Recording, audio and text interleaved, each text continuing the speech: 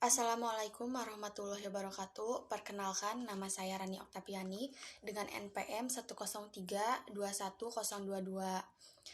Saya membuat video ini guna memenuhi tugas penilaian tengah semester mata kuliah Ilmu Ekonomi, di mana saya akan menerangkan atau memaparkan materi mengenai GNP sesuai dengan yang saya pahami. Masalah perhitungan ganda. Dalam perhitungan GNP, yang dihitung adalah seluruh barang dan jasa akhir. Jadi yang dihitung adalah seluruh nilai dari barang dan jasa akhir. Contohnya, GNP akan memasukkan roti tetapi tidak memasukkan gandum, atau GNP akan memasukkan mobil tetapi tidak memasukkan baja. Dalam pendekatan arus penghasilan, masalah perhitungan ganda diselesaikan dengan metode nilai tambah.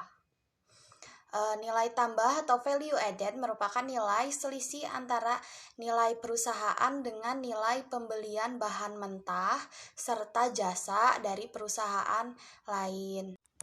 Komponen GNP dari sisi penghasilan biaya.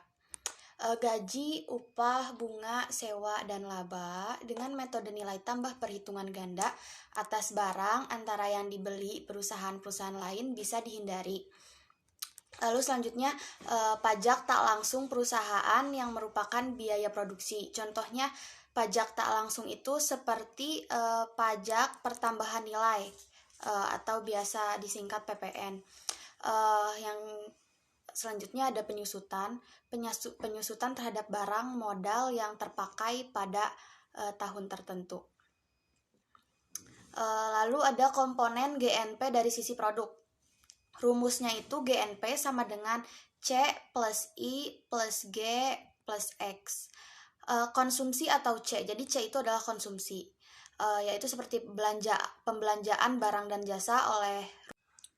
Lalu yang kedua ada investasi atau I.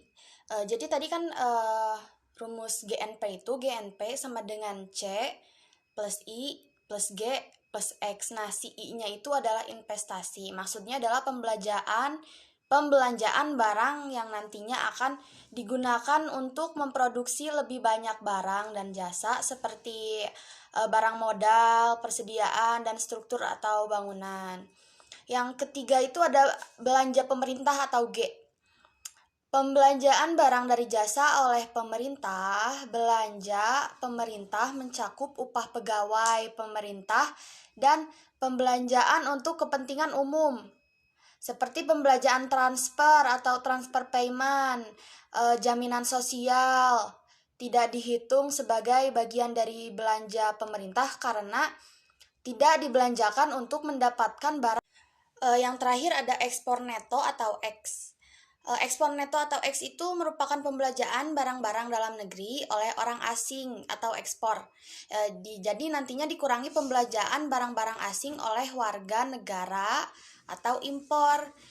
Ekspor neto sama dengan ekspor dikurang impor. Jadi nanti untuk mencari ekspor neto rumusnya adalah ekspor dikurangi impor. Gitu. Lalu ada perbedaan GDP dan GNP.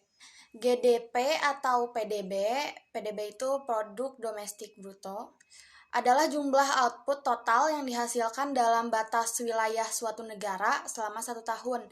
Contohnya, mobil-mobil yang dihasilkan oleh Ford atau perusahaan milik Amerika dari pabrik yang berada di Inggris masuk ke dalam GNP Amerika Serikat tapi tidak masuk ke dalam GDP Amerika Serikat.